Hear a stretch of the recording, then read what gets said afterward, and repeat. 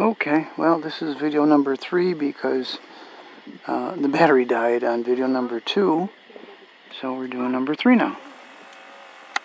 Again, the sun is just coming up here on the horizon there.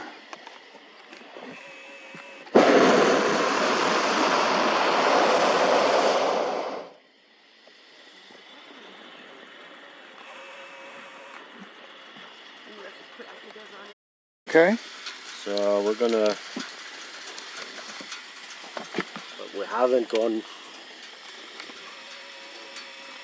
so high yet. So we have more layers to explore.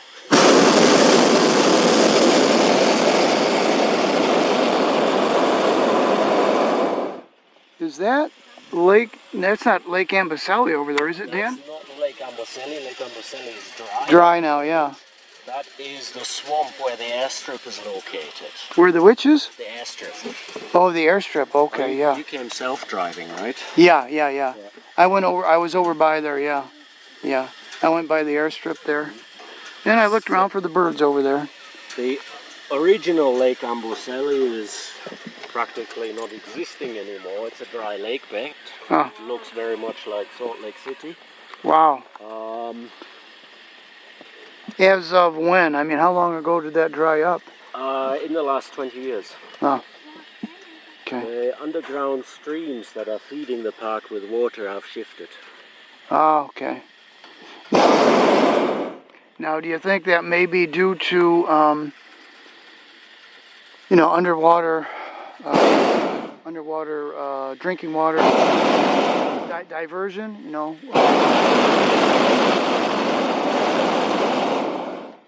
Natural processes. Okay, good. Nature does its thing. Yes, it does, in fact, yeah. And sometimes nature provides some sort of a catastrophe. Oh, absolutely.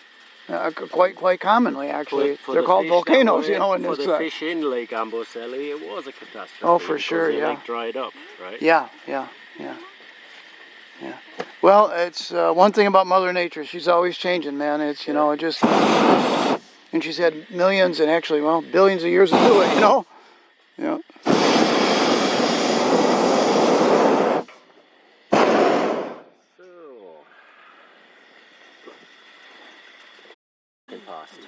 Yeah. About 1,5 kilometers ahead.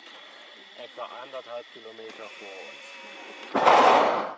Wenn du gerade rausschaust, siehst du erst 2 Vogelsträuße, die stehen da.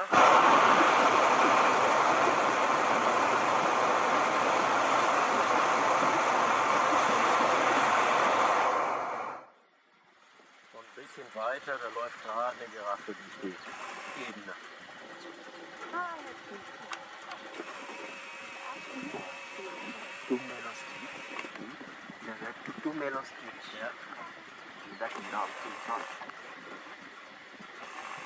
These look like they're common ostrich, Dan. Do you know?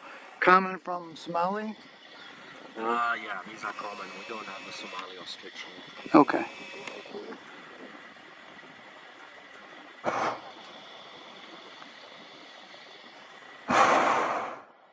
Well, where'd that giraffe go? There he is. Ambling along over there.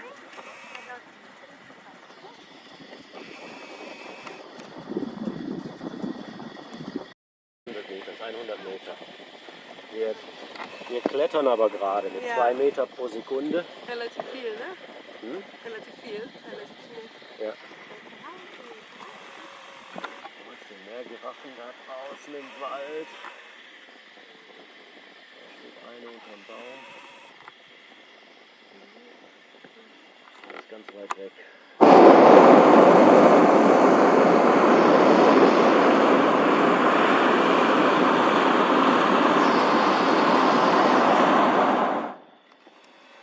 So, Dan, how far away would you say that particular lake over there is from us? Really hard for me to judge distance. Well, you have a...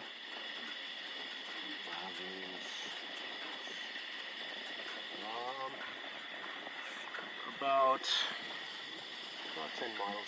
About 10 miles, yeah. You looked at your phone to kind of figure that out, did you? Yeah? Yeah. Oh, cool. All right. Well, there's 10 miles.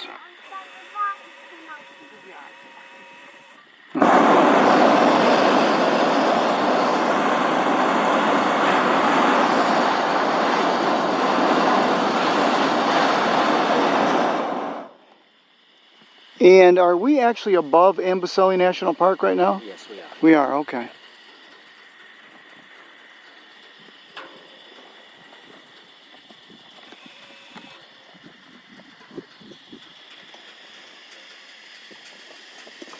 So calm, huh? I expected it to be more rough. No. Oh, Calm, right? yeah, yeah, nice and calm, yeah. I guess that's good news.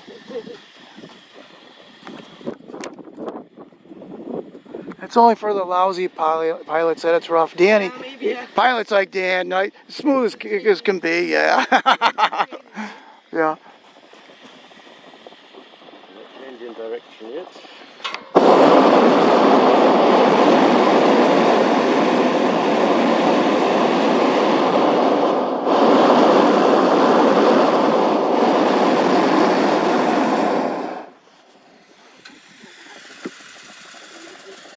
Got some clouds around its base. Yeah.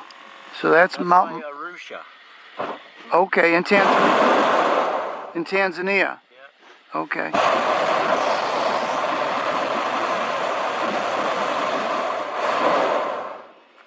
That's Mount Meru there over the ridge our pilot is pointing out, which you don't normally see up quite often. So it's pretty clear today. Good day to go. We are now heading southwest towards the Golden Lake. There's Killy. Hey Dan, what's the name of the mountain over here, the other peak to the left of Killy? So Kilimanjaro has 3 distinct peaks. The top one with the snow on it is called Kibo. The one just to its right is called Shira and is actually the 3rd highest one. The one off to the left, the rugged one, is called Mawenzi and is the 2nd highest peak.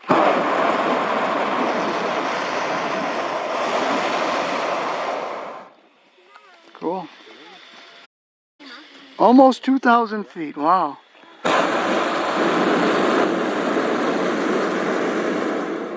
If you look to the northeast, off in the distance, you see a long mountain range there. Those are the Chiulu Hills. They're from Kenya. They must Yeah. be Kenyan. Town is close to there. So this is near Mali, and just on the other side of those is Savo. Ah, yeah, okay. So those ones over there. Well, I see what you mean about being 2,000 feet high because the camp and everything looks so much smaller now, you know.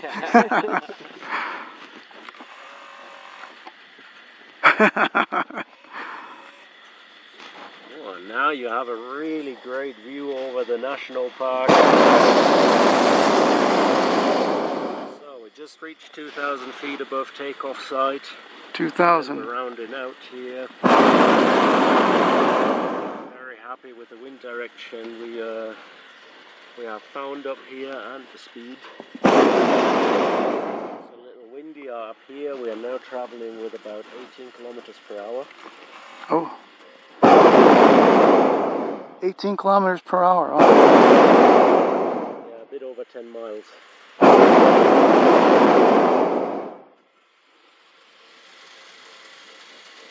And you know, the breeze is imperceptible. You can't even really feel it, you know.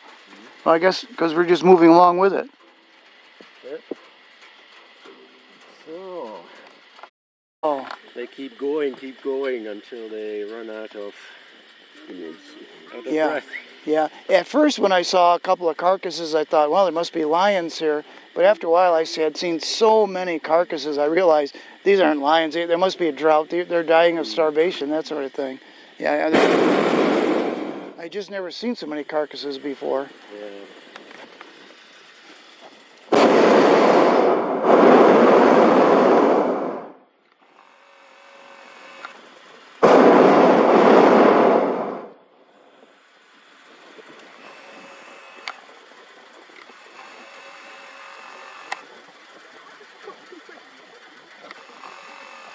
Well, let's see if we can see a wildlife elephant or something over here.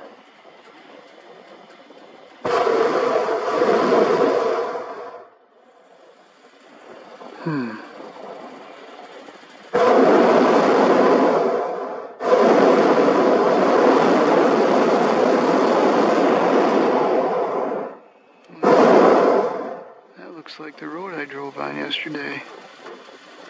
Dan was explaining that way out over there is the dried up lake Amboseli. And I definitely drove across that yesterday. No, I it know so doesn't. many people have struggled to go up, but it doesn't look like it's that high. Yeah, that's a big difference still. We are barely at 6,000 feet. We were just at 5,800.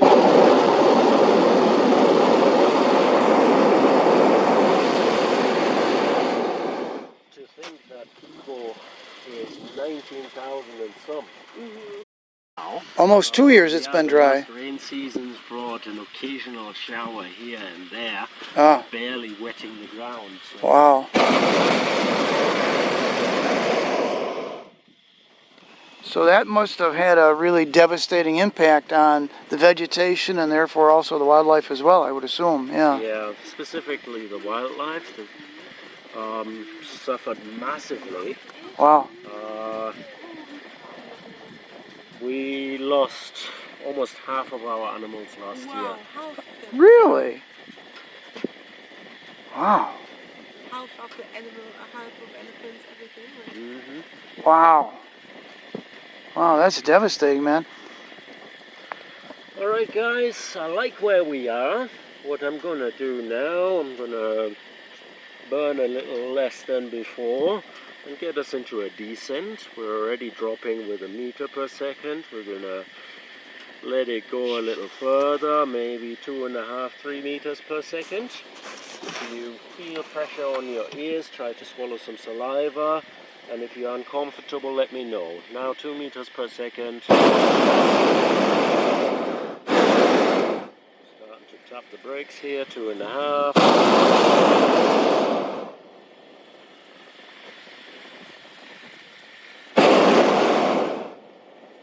3 meters.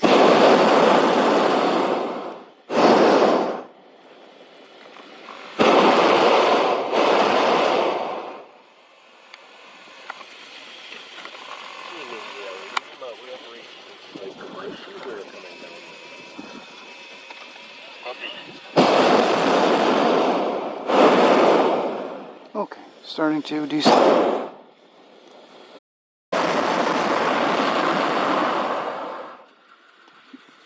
Dan was pointing out this herd of zebra. Took quite a while. There's our shadow, of course. Took quite a while to see these guys. I mean, they're so darn small. Well, I'm looking at a herd of the Grant's gazelles. So maybe I'm looking at the wrong thing. They're just a little bit... What? Yeah, a little bit to the below. Our shadow's almost right on them. Yeah, right? To the left of our shadow. To the left of the shadow. Wow. I mistook those. I thought they were zebra.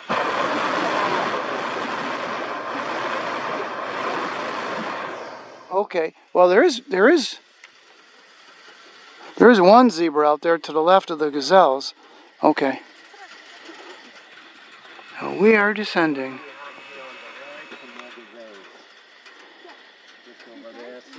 We'll have to put this camera away shortly when we land. Yeah, this is video number 3 because the first one the camera turned off and the second one the battery died. So, but we are descending now. So that was about our high point was 600 feet? The highest we were was 2,000 feet. Sorry, yeah.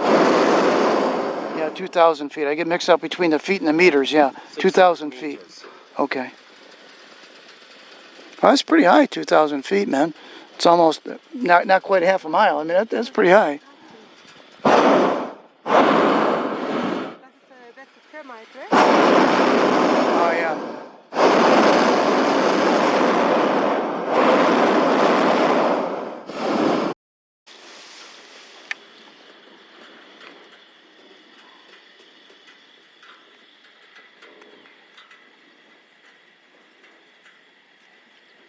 Amboseli dried out because of the drought, or it was already No, dry long ago? all the lakes there in the park are fed by underground streams, Ah, and the okay. water is now surfacing in a different place. Okay. Now we have a new lake. That's where the water comes Still to in the the sea. park?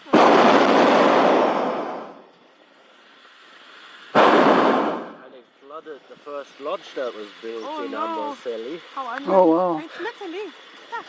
Wow. Oh, yeah, butterfly, yeah. Hmm.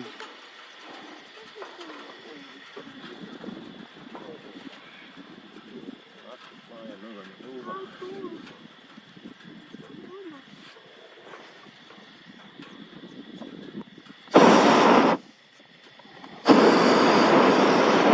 We're traveling along pretty good speed right now, Dan. How fast do you think we're going? We're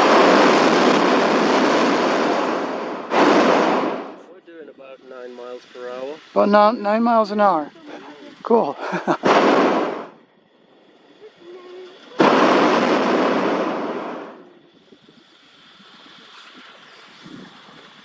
We are right over the top of the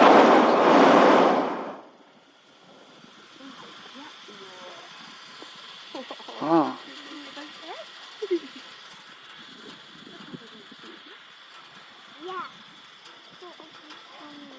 Gut, guck mal, schöne blaue. Was wird da, die blue pretty one?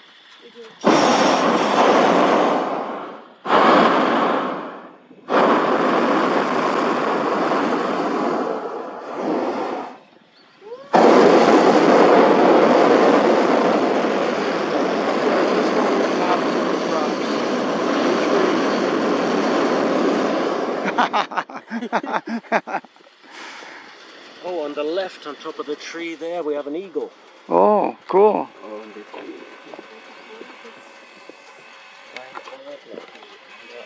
Oh, where to go now? Okay, here we go.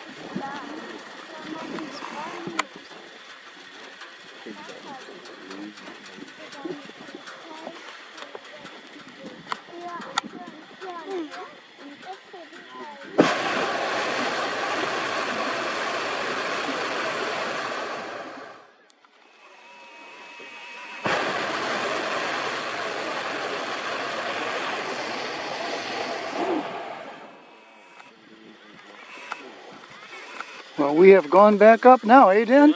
Yeah. What elevation are we at now? 4,300 feet above sea level, about 500 feet above ground. 500.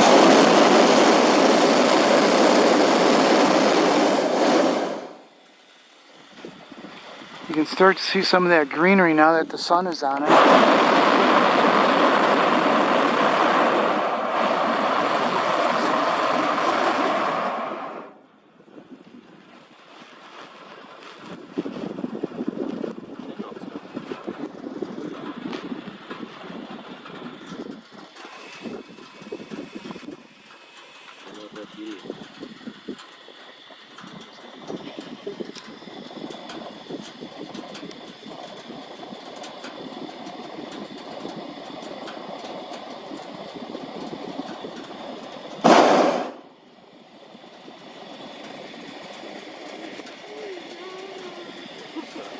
Now that's interesting. It's the first time we've actually felt wind.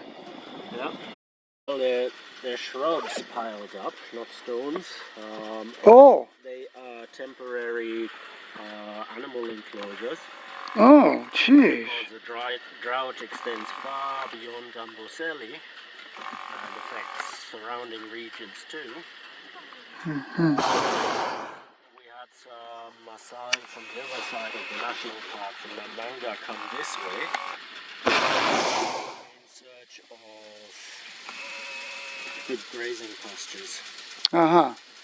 They came with their livestock and camped there for a while, so they built a temporary enclosure there.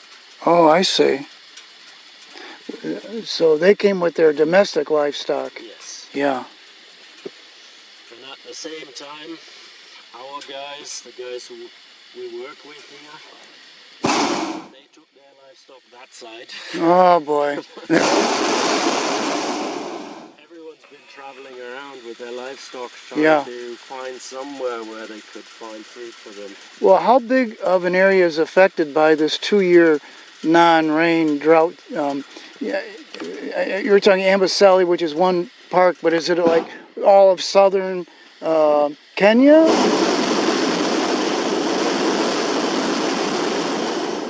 Does it go over as far as to Savo, for example, east and west? It does.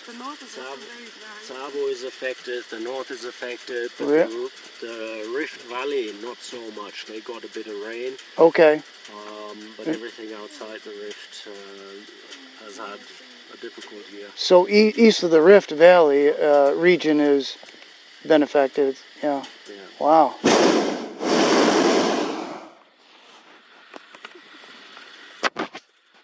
So those are enclosures. Yeah, I thought those were rocks, but I can see now that you're right. They're shrubs that were built around there. Yeah,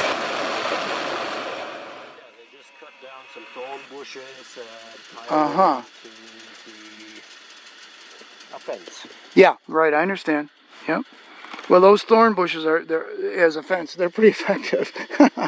They're pretty effective because they're pretty thorny. Yeah. I tell you, it's pretty amazing to watch. I didn't know about the elephants, but I've seen the giraffes eat those acacia trees. Mm-hmm. I'm like, man, there's freaking thorns on there. They're like an inch thick. I mean, how could they possibly be? They're so crafty. Their tongue allows them to be wrapped around the twig, and then they brush off the leaves, but the thorns stay on. So they're not actually eating those thorns. Oh, good. Okay. But the elephants do. They do. Yeah, they gobble everything down. They digest it, and the thorns come out the other end. So. Wow.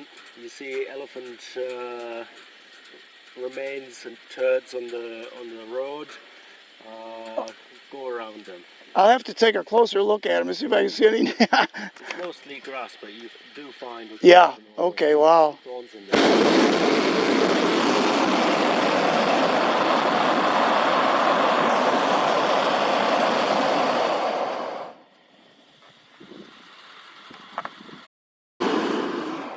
Well, Dan, our pilot, was just explaining this is the worst drought the Maasai elders can say they've ever seen, they've ever witnessed.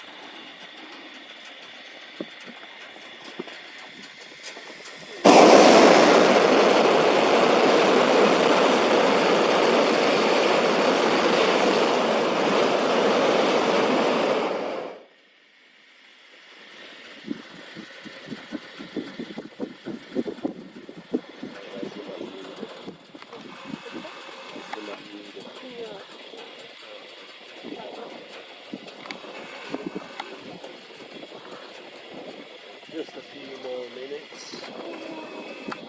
I'm going to take one more lead here. Keep the direction we have up here for another few moments. And then we're going to make a descent, come down there. Yeah, they're following us. They're just to our right on the road somewhere. Mm-hmm. Okay. Ideally. Hopefully.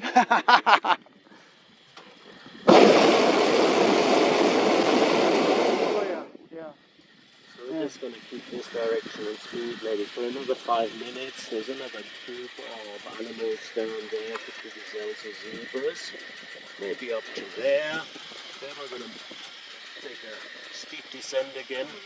And as we do, we're going to turn more to the right, almost at a right angle. And make our landing somewhere in that nice area over there.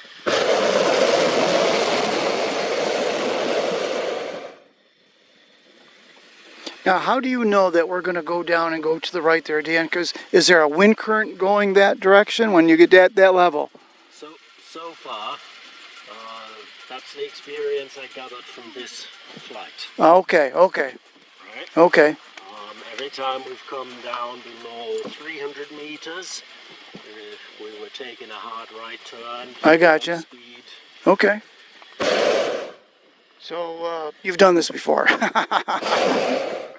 never a guarantee. The weather Yeah. here is always very short-lived, can change dramatically very fast. As I explained, is all due to the sun.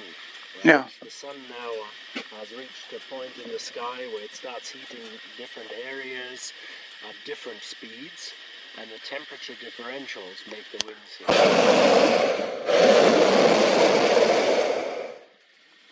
So it's all down to what area is catching sunlight and at what ratios are they absorbing sunlight. Uh-huh. East-facing rock surfaces now are heating up really quick. And if on the west slope of a little hill you have shrubs and all that, that's not going to heat at all. Uh-huh. So Wow, that's interesting that, yeah. It's interesting that you pilots have to kind of, well, understand all that and kind of calculate all, you know? There's a lot of praying involved. Oh, I see.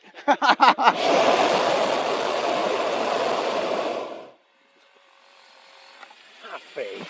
Yeah, enough of all that. The scientific mumbo jumbo.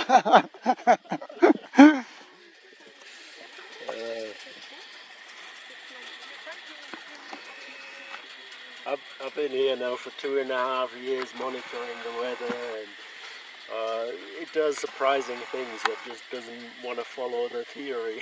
Oh, wow, okay. And Jerome's been here since for 3/4 of a year now, and he's still looking at the forecast and trying to figure it all out, and sometimes I have to tell him, just have faith. Oh, Just go up and see what it is. wow.